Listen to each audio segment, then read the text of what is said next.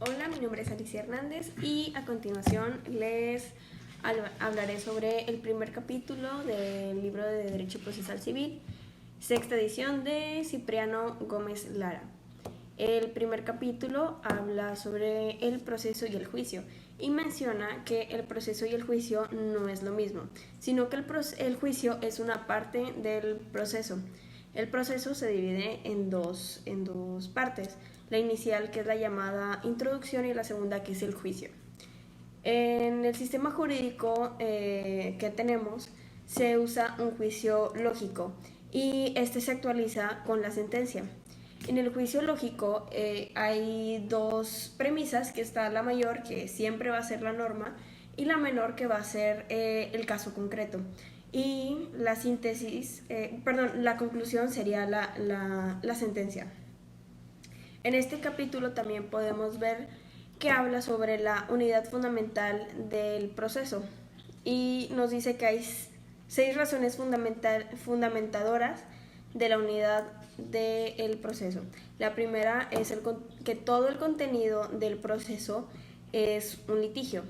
La segunda dice que la finalidad del proceso es resolver un litigio. Tercera, todo proceso presenta una estructura triangular en el que la punta está el órgano jurisdiccional y los otros dos extremos son las partes, el demandado y el demandante. Cuarto, todo proceso presupone la existencia de un órgano jurisdiccional con jerarquía. Quinto, el proceso está dividido en etapas. Y sexto, el principio general de impugnación. Las resoluciones del tribunal pueden ser reexaminadas por no estar apegadas a derecho, por ser incorrectas, por ser ilegales o por estar equivocadas. Después tenemos la clasificación de los procesos y podemos observar, bueno, yo lo acomodé en una tabla, en un mapa conceptual en el que el autor nos menciona 7 divisiones del proceso. La primera, y que posteriormente iremos explicando más a profundidad, la primera es sobre la materia, que puede ser civil, mercantil o familiar. Pues la otra división es oral o escrito. Tercera es el proceso inquisitorio, el dispositivo y el publicista, que es el que nosotros aplicamos. La cuarta es la unidad de vistas y preclusivo. El quinto es singular, universal. La sexta es uninstancial y biinstancial. Y la séptima es proceso de conocimiento o carácter ejecutivo. Y bien, ahora vamos a profundizar en la primera clasificación, que es de materia civil, mercantil o familiar. Si bien estas tres pertenecen al derecho privado, aunque, hablando estrictamente, dejando a un lado sobre la materia familiar, que implica aspectos de interés de orden público.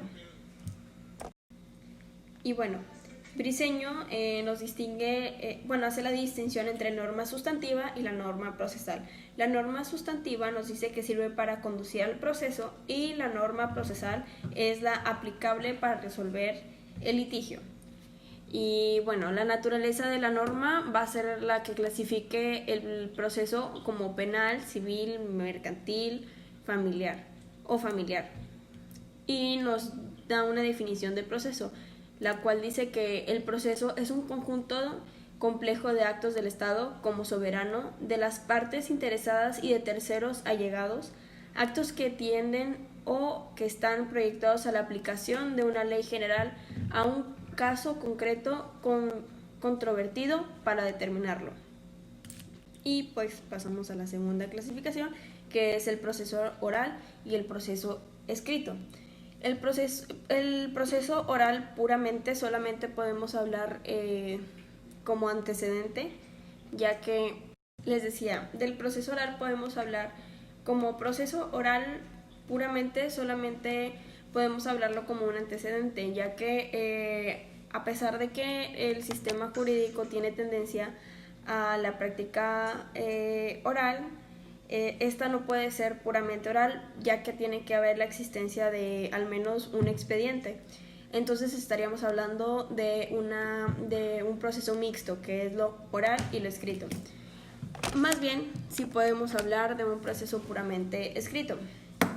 Y en el libro nos menciona, y bueno, les comentaba que lo oral tiene lugar cuando vienen 4 aspectos. El primero, concentración de actuaciones. Segundo, identidad entre el juez de instrucción y el juez de decisión. Tercera, inmediatez física del juez con los demás sujetos procesales. Cuarta, restricción de los medios impugnativos, sobre todo los referidos a resoluciones interlocutorias. Y ahora vamos a profundizar en estos 4 puntos. En el primero podemos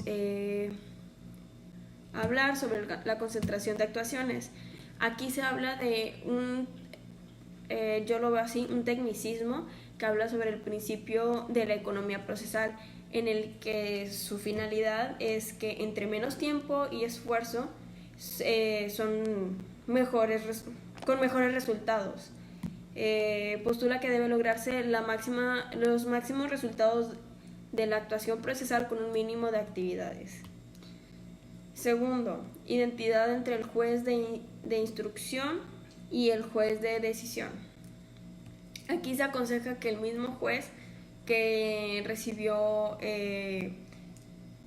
todo de un inicio sea el mismo que dicta la sentencia, por ser él mismo el que vivió todo que llaman el drama procesal. Es el que tuvo contacto directo con las partes, con los testigos, así que también como con los peritos. Pasamos a la tercera, la inmediatez física del juez con las partes y con los restantes sujetos procesales.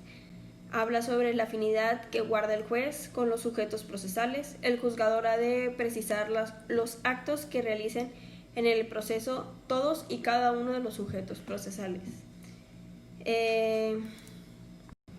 Todo esto con la finalidad de que el juzgador tenga esas impresiones directas a fin de que pueda llegar a formular una convicción plena acerca de la verdad debatida en el proceso.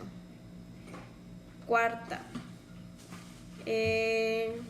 lo voy a leer acá, restricción de los medios impugnativos, sobre todo de los referidos a resoluciones interlocutorias. Recordemos que las interlocutorias son todos aquellos incidentes que pasan dentro del proceso y que se tienen que resolver y no, o sea, pretende no restar o alargar el desenvolvimiento del proceso. Quinta, valoración de la prueba, o bien prueba arbitraria o sana crítica. El juzgador debe realizar un análisis crítico de la eficiencia de los resultados provenientes de los medios de desahogo. La prueba puede ser libre o legal o tasada. Y Zamora dice que nos da Zamora nos da una clasificación del sistema de valoración de pruebas. Habla sobre el ordálico, que es el juicio de Dios, el legal o tasado, el libre o la razonada, que es la sana crítica. Ahora bien, pasemos a la tercera clasificación, que es el proceso inquisitorio, el dispositivo y el publicista.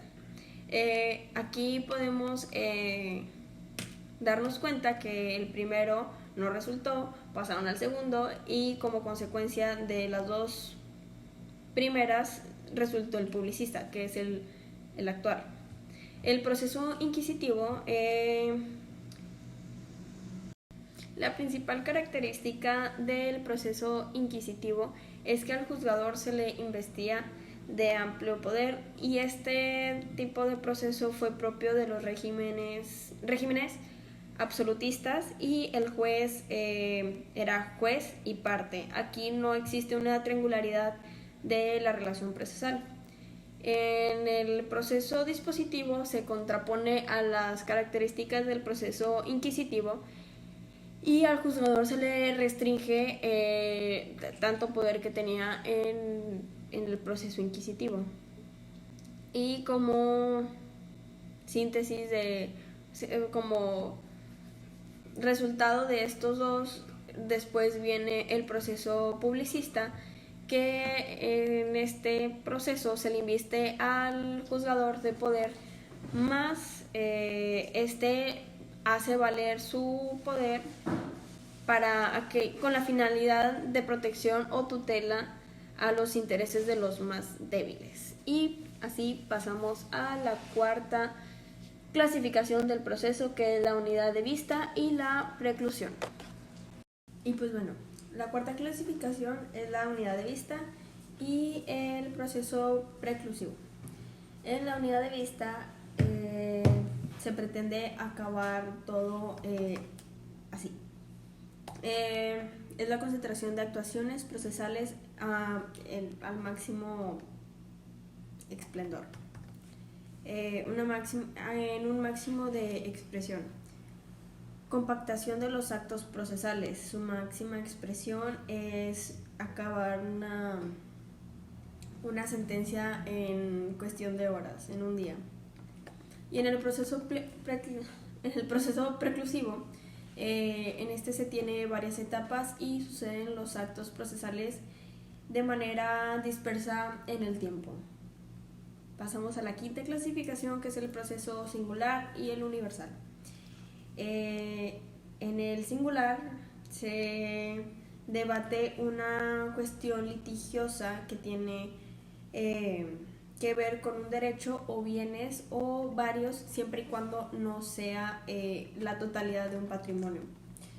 Y en el proceso universal, aquí sí se habla de un patrimonio completo, recae en una universalidad de derechos y bienes de alguna de las partes.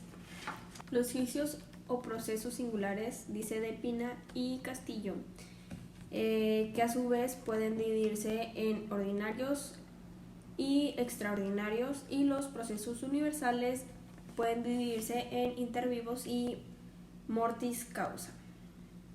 La sexta clasificación, que nos habla sobre el proceso uniinstancial y el proceso biinstancial. El primero nos dice que se entiende como el grado de tramitación procesal según el órgano correspondiente, mientras que el biinstancial son los procesos en los que cabe la posibilidad de reestudio de la instancia inicial por conducto de un órgano jurisdiccionalmente arriba de este que haya emitido la sentencia. Por último tenemos la séptima clasificación, que es la de el proceso de conocimiento y la del proceso de carácter ejecutivo. Y en la última clasificación habla sobre los procesos de conocimiento y el proceso de carácter ejecutivo. El primero están los procesos declarativos, constitutivos, los de condena, y además también suelen ser las sentencias y de las acciones. El de carácter ejecutivo es al resolver el tribunal, no crea nada nuevo, simplemente recae y sanciona una situación preexistente.